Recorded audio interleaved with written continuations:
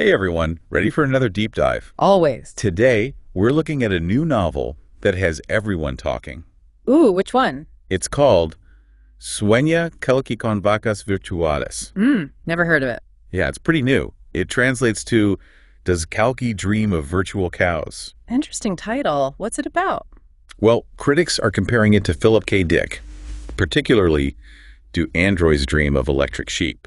Ah, I see where this is going. Yeah, we've got academic papers, reviews, blog posts, you name it. So, is this new novel like a Dickian tribute? It's definitely got some of those classic elements, Yeah. but also seems to be doing its own thing, too. You know, that classic Dickian blend of paranoia, mind-bending twists, and questions about what's real, that kind of thing. Exactly. And critics are already pointing out similarities between Barry, the protagonist, and some iconic Dickian characters, like Deckard, the android hunter. Oh, right. And Wilbur Mercer, the, what was he, the virtual prophet? Yeah, the figurehead of that whole virtual religion. Right. So is virtual religion a big part of this new novel, too? It is, but it takes a slightly different approach. How so? Well, in Do Androids Dream of Electric Sheep, Mercer's cult is like a refuge, an escape from that bleak world. Right, makes sense.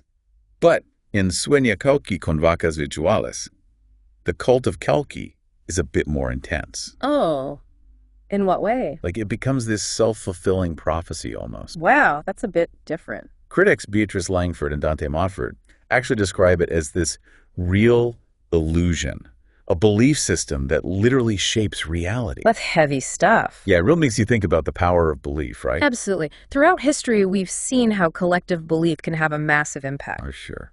And speaking of blurred lines, Barry's journey into becoming Kalki is a whole other level of mind-bending. How so? It's like, at what point does he stop being Barry and become the virtual god? Right. Or is he both somehow? That's a classic Dickian question right there, the whole identity thing. Definitely.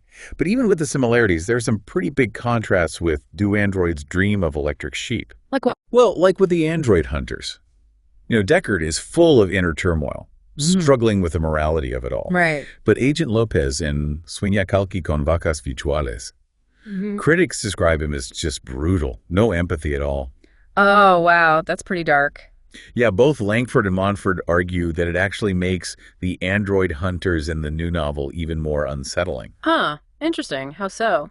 Like, they're less human, more machine-like, even than the androids themselves. Ooh, that's a thought-provoking twist. Yeah, a really different take on the classic android hunter trope. It sounds like this new novel is trying to walk a fine line, paying homage to Philip K. Dick, but also doing something new. Exactly. And that's where it gets exciting.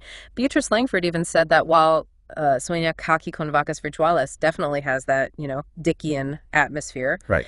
it's also, well, it's much lighter, more humorous than Dick's work, which can be quite bleak and dystopian. That is interesting. Yeah, it's almost like the author's winking at you saying, hey, this is serious stuff, but don't take it too seriously. Makes me think about when I first tried VR, actually. Oh, yeah. I remember getting totally immersed in it. Like, for a second, I forgot I was even wearing a headset. I know that feeling. It's wild. Exhilarating, but also kind of freaky. Totally. And that actually ties into, Barry's transformation. Yeah, how so? Well, think about Mercer in Do Android's Dream of Electric Sheep. Right. He's kind of passive, a symbol. Yeah. Barry actually becomes the virtual god in Sueña Kalki con vacas virtuales. So it's more than just, like, playing a role. It's not just representing an idea, he embodies it. It actually changes him, like changes how he sees reality. Exactly. Wow. Beatrice Langford even wrote that it's like more than someone lending their image. It's a vision of what it would mean to live as a god, So does that mean we become our beliefs then? Ooh, that's a good question. Like, if we act something out long enough, does it actually change who we are?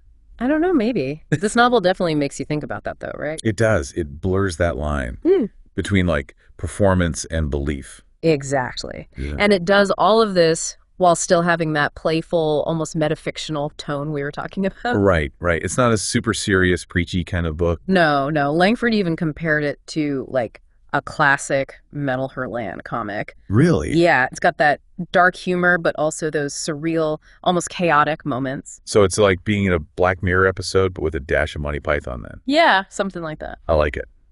But with all that going on, all the crazy twists, what's the big takeaway? What is the novel trying to tell us? I think it really comes down to belief. Belief. Okay. It asks what happens when what we believe starts to affect what's real? What happens to our sense of self when the lines between reality and fiction get blurry? Which is, pretty relevant, right? Yeah, especially now. It's hard to know what's real anymore. Seriously, we're flooded with information, virtual experiences. True. So is the novel saying this is all bad? Or is there some hope? Well, that's the interesting part. It doesn't really give you an answer. It leaves you wondering, which is, I think, part of what makes it so good. Yeah, it's like the novel itself is a puzzle, huh? It gives you clues, but never the whole picture. It's true, which when you think about it, is pretty Dickian too, the whole ambiguity thing. Right. Both Beatrice Langford and Dante Montfort basically said the same thing, that Sueña, Kalki con vacas virtuales is both a tribute to Philip K. Dick and something totally different. It takes those core Dickian themes, questioning reality and all that, but it brings them into the present. So it's not just rehashing old ideas. No, not at all. It's like taking those ideas and pushing them forward, having a new conversation with them. Okay, so we've talked about how it's similar to and different from Dick's work, the themes, the plot. But I think we still need to answer the big question.